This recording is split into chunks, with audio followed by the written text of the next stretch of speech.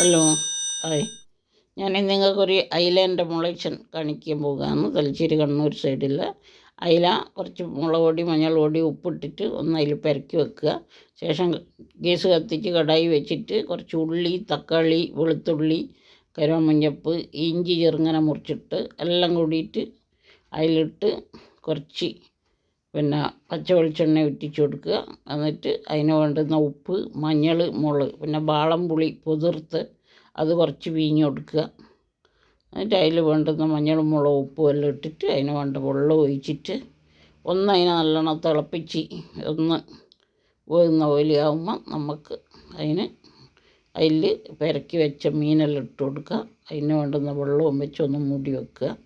അത് പതക്കുമ്പോൾ പിന്നെ നിങ്ങൾക്ക് നോക്കി വേകുമ്പോൾ കുറച്ച് വെളിച്ചെണ്ണ ഇട്ടിച്ച് ഇളക്കി കുറച്ച് വെള്ളമൊന്ന് വറ്റുമ്പോൾ നിങ്ങൾ കുറച്ച് പച്ച വെളിച്ചെണ്ണ മേലെ ഇട്ടിച്ച് കൊടുക്കുക. കരുവേപ്പില അതും ഇട്ട് കൊടുക്കുക.